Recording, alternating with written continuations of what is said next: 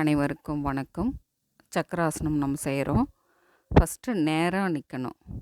அதுக்கப்புறம் பார்த்திங்கன்னா கால்கள் ஒன்றாக இணைந்து இருக்கணும். மூச்சை இழுத்தபடியே இடது கை என்ன செய்யணும், மெதுவாக உயர்கொள்ள வேண்டும். உள்ளங்கை எப்படி இருக்கணும்னா உட்புறமாக திருப்பி, அப்புறம் மூச்சை வெளியே விட்டபடியே வலதுபுறமாக உங்களுடைய உடலை வளைக்கணும். அந்த நிலையில் 5 மூச்சு வரை நம்ம இருக்கலாம். இப்போ நார்மலாக வந்துடலாம். இப்போ எப்படி செஞ்சோமோ அதே போல் வலது கைக்கு நம்ம செய்யணும். சரிங்களா? மூச்சை இழுத்தபடியே வலது கையை மெதுவாக உயர்த்தி தலைக்கு இணையாக வைக்க வேண்டும். உள்ளங்கைகள் உட்புறமாக திருப்பி வைக்க வேண்டும். மூச்சை வெளியே விட்டபடியே இடதுபுறமாக உடலை வளைக்க வேண்டும்.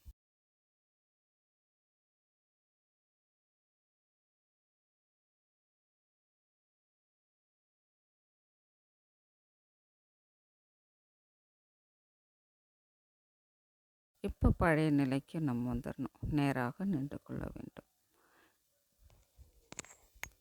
இந்த மாதிரி 3 முறை நாம் செய்யலாம்.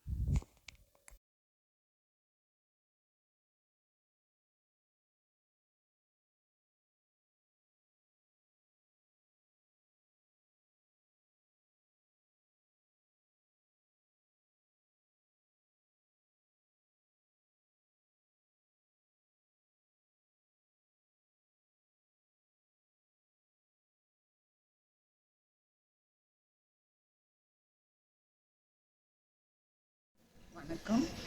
இப்போ நம்ம இந்த பயிற்சி செஞ்சது, யோகாசனம் செஞ்சது எதுன்னு பார்த்தோம்னா சக்கராசனம், அதாவது பக்கவாட்டு சக்கராசனம். இது செய்யறதுனால நமக்கு என்ன நன்மைகள் தெரிஞ்சுக்கிட்டிங்கன்னா நீங்கள் செய்யறதுக்கு உங்களுக்கு ஆர்வமாக இருக்கும்.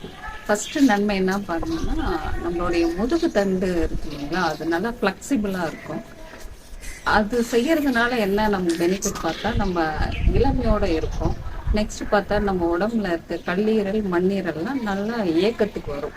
மேலும் நிறைய பயன்கள் இருக்கு. நீங்க இதை செஞ்சு பார்க்கும்போது தான் இதனுடைய நன்மைகள் உங்களுக்கு தெரியும்.